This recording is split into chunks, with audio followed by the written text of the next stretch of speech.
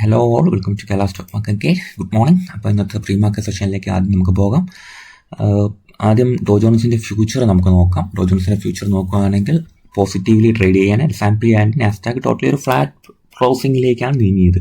European markets negatively trade ചെയ്യാണ് and FTSE lightly flat ആയിട്ട് trade ചെയ്താണ് അവസാനിപ്പിച്ചത്. ഇപ്പോൾ നമുക്ക് ഏഷ്യൻ മാർക്കറ്റ്സുകൾ ചെക്ക് ചെയ്യുമ്പോൾ നിഫ്റ്റി നിലവിൽ 128 പോയിന്റ്സ് അപ്സൈഡ് ആണ്.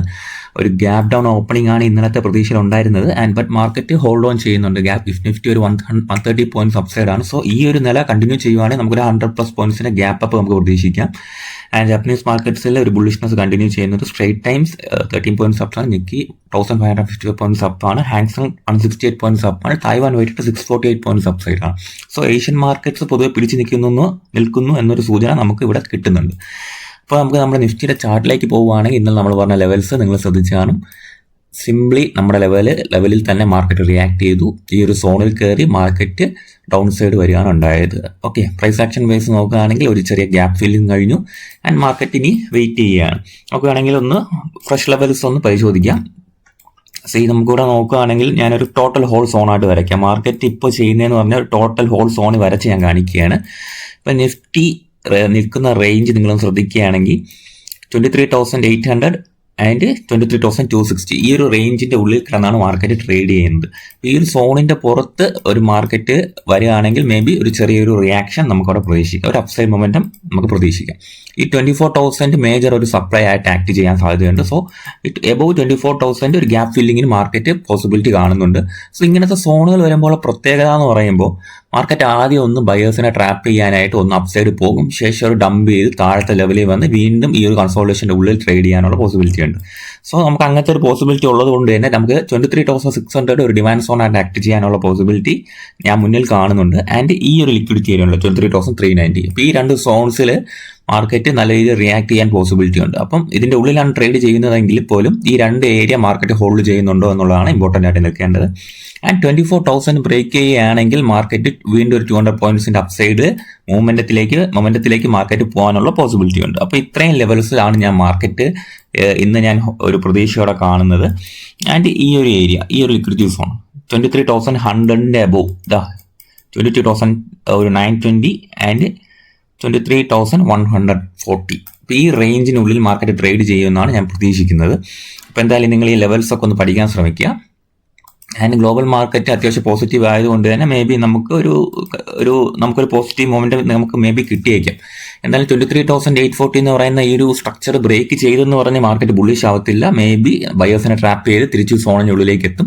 അങ്ങനെ വരുവാണെങ്കിൽ 23,590 ഈ ഏരിയ നമ്മൾ ശ്രദ്ധിക്കുക സ്പെസിഫിക് ആയിട്ട്. ഓക്കെ, അപ്പോൾ ഇന്ന് ഒരുപാട് സ്റ്റോക്സിന്റെ റിസൾട്ടുകളൊക്കെ വന്നിട്ടുണ്ട്. ജസ്റ്റ് ഒന്ന് പരിശോധിക്കാം. ഇന്ന് വരുന്ന റിസൾട്ടുകൾ ഏതൊക്കെയാണെന്ന് ചോദിച്ചു കഴിഞ്ഞാൽ Sun Pharma, Eicher Motors, Hindalco, Colgate, All Time Plastics, Fortis Healthcare, HG Infra, Info Edge, Narayana Hrudayalaya, NTPC ഗെയിൻ, ടൊറന്റ് ഫാർമസ്യൂട്ടിക്കൽസ് എന്നിവ, TVS Electricals, Unichem Laboratories and Vikran Engineering and Yatra ഓൺലൈനാണ് റിസൾട്ടുകൾ വരുന്നത്. ക്വാർട്ടർലി ഏർണിംഗ്സ് വരുന്നത് നാളെ മെയ് 23 സാറ്റർഡേ ആണെങ്കിൽ NTPCയിൽ വരുന്നുണ്ട്. JK സിമ്മ, റെയിൻബോ ചിൽഡ്രൻസ് മെഡിക്കെയർ, സായി പാരന്ററൽസ് ആൻഡ് അനുഭവം രസായന്റെ റിസൾട്ട് നാളെ വരുന്നുണ്ട്.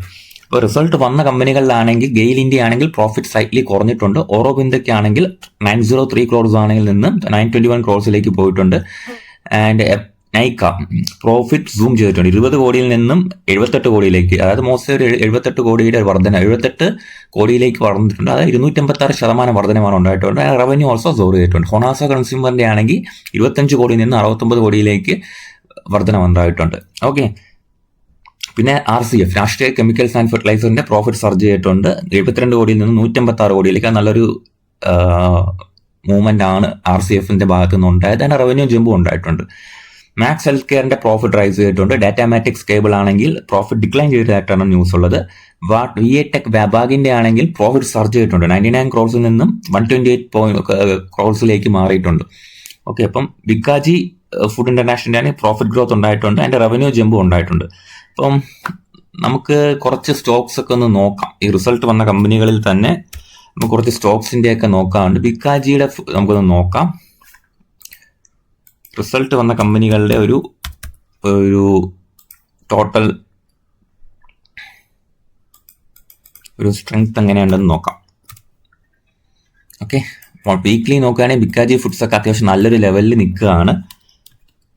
ആൻഡ് ഈ ഒരു പ്രൈസ് ആക്ഷനൊക്കെ നല്ല ബെറ്റർ പ്രൈസ് ആക്ഷൻ നമുക്കിവിടെ കാണാൻ കഴിയുന്നുണ്ട്. ബിക്കാജി ഫുഡ്സിൻ്റെ ഒക്കെ എന്നൊക്കെ പറഞ്ഞു കഴിഞ്ഞാൽ സ്ട്രക്ചറലി അത്യാവശ്യം നല്ലൊരു പ്രൈസ് ആക്ഷൻ നമുക്കിവിടെ കാണാൻ കഴിയുന്നുണ്ട്. ആൻഡ് മാർക്കറ്റ് 580 റേഞ്ചിന് എബോവ് ആണ് ട്രേഡ് ചെയ്യുന്നത്. ആൻഡ് ഇത് ഇവിടെ നിന്ന് നോക്കുകയാണെങ്കിൽ തന്നെ മാർക്കറ്റ് സ്ട്രെങ്ത് കാണിക്കുന്നുണ്ട്. ഒരു സെല്ലിംഗ് പ്രഷർ നേടുന്ന സോണാണ് കേട്ടോ. ഇപ്പം ഈ 690 തൊട്ട് 700 റേഞ്ച് എന്ന് പറഞ്ഞാൽ മാർക്കറ്റിന്റെ ഒരു സെല്ലിംഗ് പ്രഷർ നേടുന്നതായിട്ട് നമുക്കിവിടെ കാണാൻ കഴിയും. ബട്ട് മാർക്കറ്റ് നല്ല രീതിയിൽ ഹോൾഡ് ചെയ്യുന്നുണ്ട്. സോ ബിക്കാജി ഫുഡ്സ് ഇന്റർനാഷണൽ ഞാൻ എന്തായാലും വാച്ച് ലിസ്റ്റിൽ ഇട്ട് വെച്ചിട്ടുണ്ട്. ഒരു മൊമെന്റം പോസിബിലിറ്റി ഉണ്ട്, അപ്പോൾ നോക്കാം.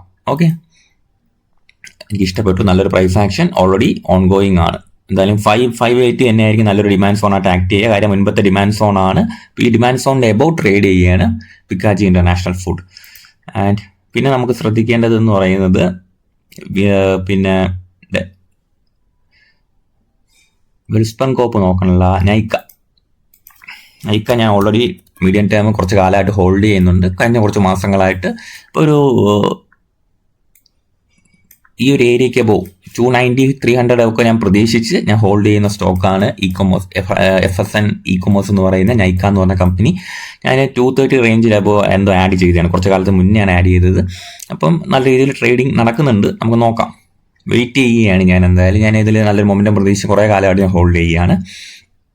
ആൻഡ് പിന്നെ എന്ന് പറഞ്ഞാൽ നമ്മുടെ ടെലിഗ്രാം ചാനൽ വളരെ ആക്റ്റീവായിട്ട് മുൻപോട്ട് പോവുകയാണ്. അപ്പോൾ എന്നെ കൊണ്ട് കഴിയുന്ന റിസൾട്ടുകളും കാര്യങ്ങളെല്ലാം ഞാൻ അപ്ഡേറ്റ് ചെയ്യാറുണ്ട്. അപ്പോൾ ജോയിൻ ചെയ്തിട്ടില്ല, എത്രയൊക്കെ ജോയിൻ ചെയ്യാം. എന്തെങ്കിലും എൻ്റെ ഹെൽപ്പ് വേണമെങ്കിൽ എനിക്ക് മെസ്സേജ് ചെയ്യാം. എന്നെ കൊണ്ട് കഴിയുന്ന ഹെൽപ്പ് ഞാൻ എല്ലാവർക്കും ഞാൻ ചെയ്ത് കൊടുക്കുന്നതാണ്. ഓക്കെ, അപ്പോൾ ലിങ്ക് ഞാൻ കമൻറ്റ് ബോക്സിലും ഡിസ്ക്രിപ്ഷനിൽ ഞാൻ കൊടുത്തിട്ടുണ്ട്. ഓക്കെ, സോ നമുക്ക് നാളെ വീക്ക്ലി വീഡിയോ ആയിട്ട് കാണാം. Okay, thank you.